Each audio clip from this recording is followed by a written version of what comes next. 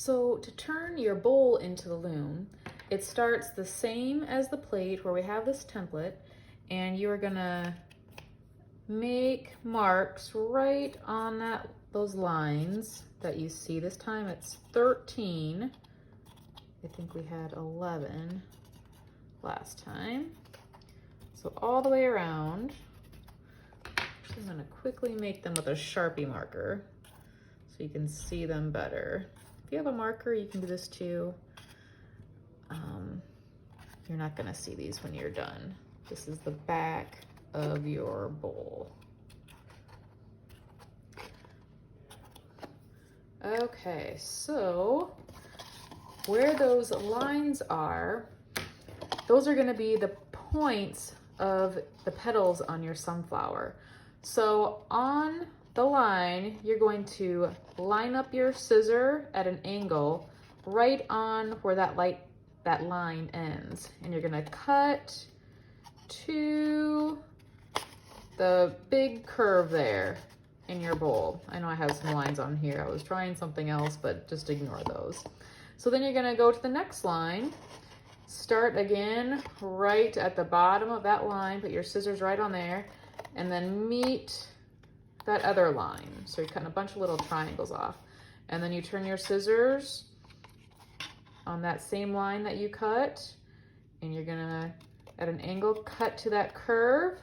Stop when you get there, take your scissors out, go on to the next one, start on that line, and then meet where you ended with that other cut. Do the same thing all the way around, cut to that curve. It's okay if they're a little bit, if some are a little bit bigger than others, as long as you have 13 points, because you have 13 lines. 1, 2, 3, 4, 5, 6, 7, 8, 9, 10, 11, 12, 13, you're good. So right on that line, slanted line, all the way around. So you have, almost looks, it'll look like a sun to begin with, all the way around.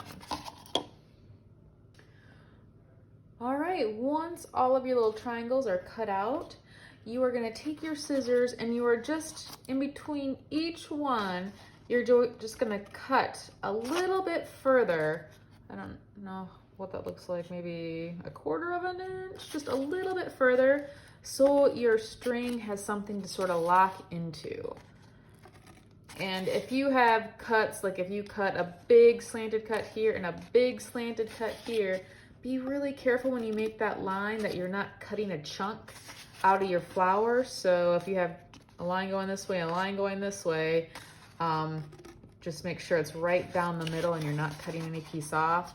And maybe if it's so deep, maybe you just use one of those lines that you already have cut from one of those slanted lines to sort of hook your yarn into. If you don't, if you didn't cut too far and you don't have any lines, cut lines, then you're gonna have to do this. Like I said, just a place for your yarn to kind of tuck into. Okay, once your paint is dry and you can start wrapping your warp, you are gonna pick out what string you want. If you want it to be brown and kind of stand out like this one, or if you want it to be yellow or orange and kind of blend into the petals, then you'll pick a color that's similar to the one you painted. You are going to get enough that it wraps around 10 times, so just like we did before. Hold on to the yarn, and then 1, 2, 3, 10 times, and cut it. That's what I did right here. Why don't you do 11 just to be safe, since my hands are probably bigger than yours. But then you're taping it to the back, just like we did. You're gonna let it hang down and catch the first, the closest little spot when it's hanging down, and tuck it in. Okay, then you're gonna go straight across, either this one or this one would work for me. I'm just gonna go to this one right here. Again, tuck it in to that little cut that you made. And then go right next to it. This one would be the wrong direction because it's not so centered. You want to go to this one. So go right next door from behind, get it locked in, and then go across. Lock it in, go next door from the back, lock it, pull it across, lock it in, go next door. If you're pulling it too tight and your flower becomes a little distorted, you might want to pull on it a little bit.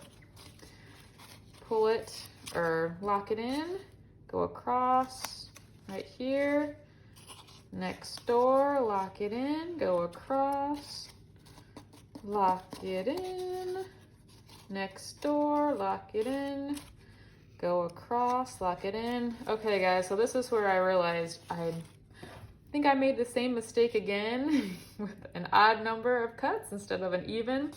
But in order to make it work, once you have your last one through and you have one left, you're just gonna wrap that last one across the back. So you're gonna have one that wraps across, lock it in, and you're gonna pull it so it's straight and dive right down, right there, underneath, and pull it tight so you can center it. And then with that, you can kind of see which one is the best one to tie it to.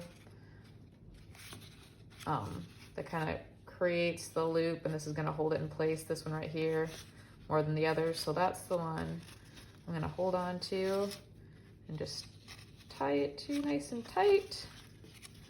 One more loop.